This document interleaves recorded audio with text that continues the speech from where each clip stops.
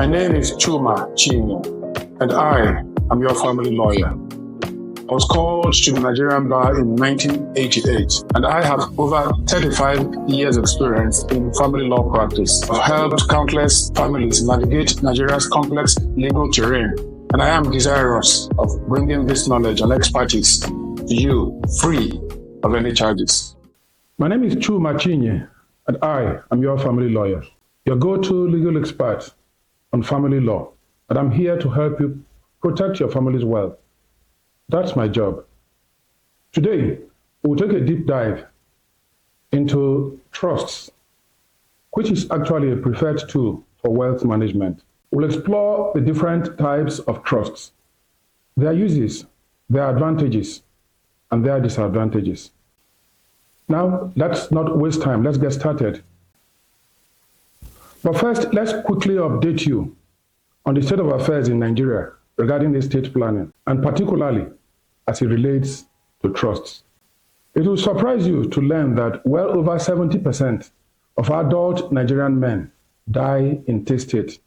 That is to say, they die without making a will. Over 90% of adult males do not know what a trust is. Alarming as this may sound, the figures for adult women are incredibly higher, mind-boggling. What this simply means is that not too many people who should actually know much or anything about creating a trust. This is worrisome because there are challenges in the application for probate and disputes which sometimes arise or characterize a will. And for this reason, we'll show to you today why creating a trust might just be a viable alternative to making a will. But first, let us introduce trust to you. It is a powerful tool for wealth management. And unlike wills, trust can provide more control, more effective control over how your estates are managed and distributed, both during your lifetime and after your death. You'll recall we told you that wills are testamentary, they take effect only after your death. Trusts can help you minimize disputes and litigations. They can help you manage and avoid some estate taxes and protect your assets from creditors whilst ensuring that your beneficiaries are taken care of according to your wishes. A trust is therefore a legal arrangement where one party, who is called the settlor, transfers assets to another party, who is called the trustee, to manage for the benefit of a third party, who is called a beneficiary. As the name implies, the trustee has to be trusted. Let me repeat that. The trustee has to be trusted to do as the settlor has instructed. Optimal bona fides is demanded of the trustee. That is to say, he must at all times be expected and manifestly act in good faith. Having laid this foundation, let's now break down for you the different types of trusts, what their uses are, what their advantages are, and of course, we won't fail to show you what their disadvantages are. We'll take a quick overview of these types of trusts. There is what is called a revocable trust, and this allows the settlor or grantor, sometimes in some jurisdictions, a settlor is also called grantor, to retain control over the trust assets and to make changes or revoke the trust during their lifetime. The advantages of this are that it is flexible and enables beneficiaries to avoid probate, like in most trusts will do for you.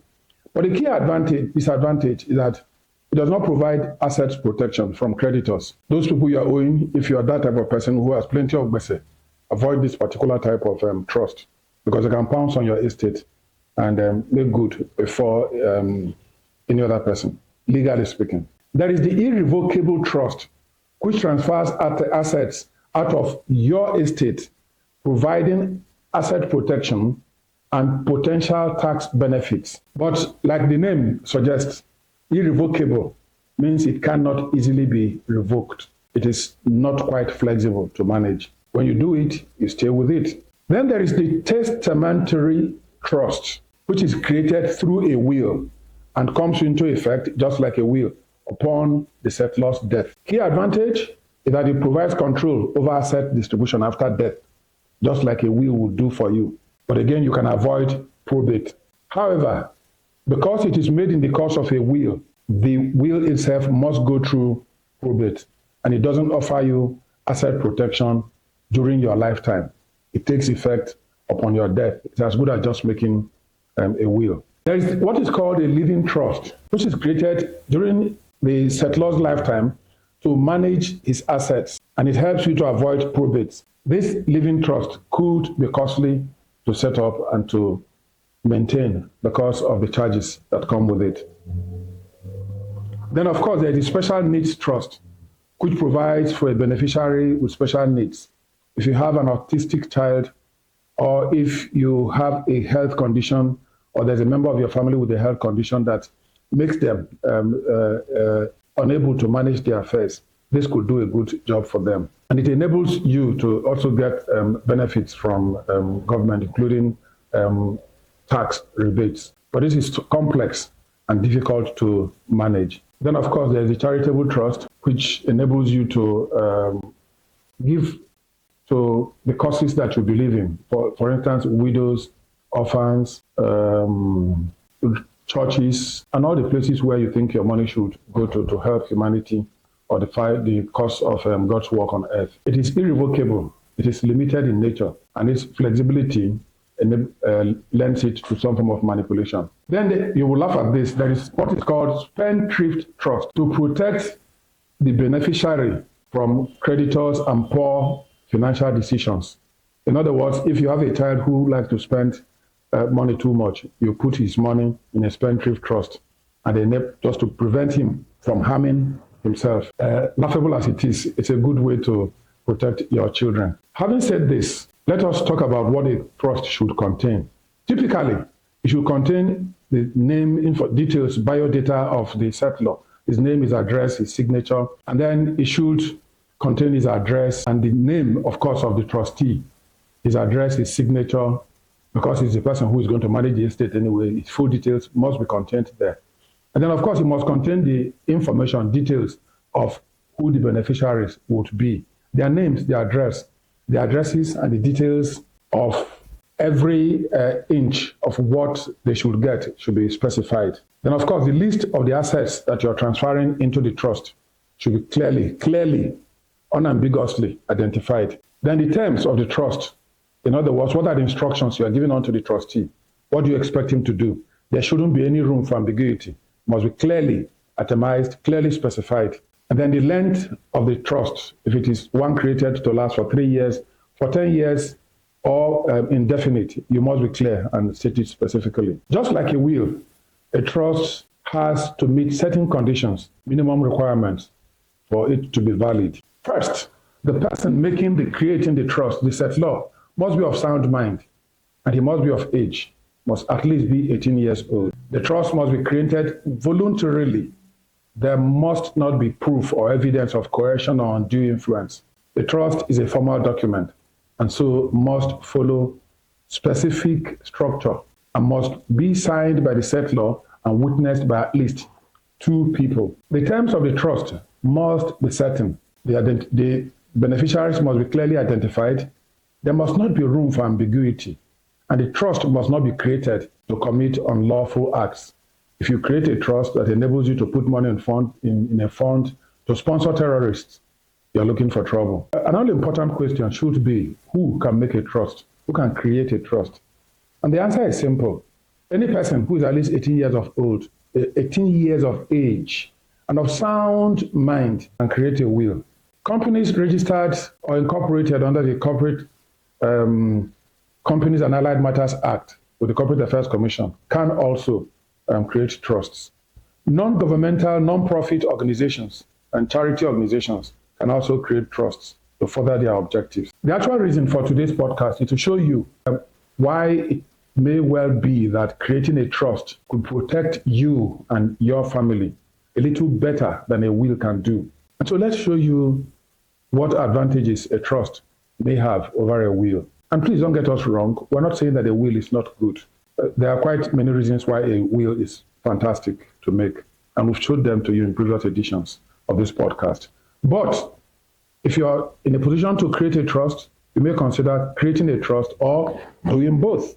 Nothing wrong with that in law. But a trust helps you to avoid probate. Probates can sometimes be lengthy and contentious because a will becomes a public document upon the death of the maker of the will. When you apply for probate, they publish it for a length of time, and somebody might issue a caveat. But trusts are private documents, and unlike wills, which become public records after probate or in the course of probate, they remain as they are. You don't need to advertise. You don't need to go to the court to do anything. Trust can easily be amended and adjusted during the settlor's lifetime. A will require you to create a codicil or to revoke the previous will and make a new one. Sometimes, too, trust can provide you with tax benefits, such as reduction in what is usually estate taxes. By the time you make a will and then you go to probate, it's public, and then your estate is taxable before it can pass on to the beneficiaries. Then, of course, trust can protect depending on the kind, can protect your estate from creditors. Trust allows the settlor to control and manage the distribution of the assets during and perhaps throughout their lifetime and unto death and after death. And beneficiaries can also be protected from mismanaging their inheritance. We talked about spendthrifts a little earlier. When a trust is created, you can put conditions for the child or the beneficiaries to access those assets that are kept in the trust. It could be to pay their school fees only. It could be for them to further the course of their career in business or one specific thing or the other. But note that it is possible to make a will and to create a trust at the same time. Now let's look at a situation which everybody in Nigeria should be familiar with. Foremost legal luminary, Rotimi Williams, popularly called Timi the Law in his lifetime, made a will. Before this, he had one wife, was husband and one wife. He had 4 sons who were successful in their own right. He left an estate in excess of 26 billion naira. His sons, Ladi, Kayode, Folarin, and Tokumbo, rather than sit down and allow the will of their father to prevail, had different ideas about what the will said and how it should be implemented. Whilst Ladi and Kayode pushed for strict adherence to the will, Folarin and Tokumbo were trying to rely on a purported family agreement regarding the division of assets. The dispute, of course, escalated into a series of lawsuits over countless years and in various courts and at various levels of courts in Nigeria. In one instance, at some point when it became too embarrassing, a committee of retired justices were even convened to mediate in the feud, but to no avail. They battled on, and they are still battling on, in spite of the fact that some of them are no more. Some of the mischief that occurred in the course of all this included attempts to alter property title registration documents, allegations of using parts of the estate to secure loans, and misappropriation of estate funds to cover debts incurred by the beneficiaries. Layer after layer of legal battles fueled familial strife. Bitterness ensued. Prolonged litigations, and this drained the resources of the estate, fractured the family relationships, and turned what should have been a smooth transition, a gift from God, became a curse. You may be wondering, how could a trust have helped to prevent this? First of all, a properly done trust, specifically a revocable or living trust, could have transferred the management of the estate to a trustee immediately upon its creation. This trustee, bound by clear instructions in the trust deed, would have managed and eventually distributed the estates, the assets comprising the estate, according to the wishes of Chief Williams. And this would have avoided the need for probate and the need for a court intervention. But this is now mere wishful thinking, because Chief Rotimi Williams can no longer change the situation. But you can. You can. You are still alive. You have children. You have a wife. You may think that they are closely knit. You never can tell when they begin to get married.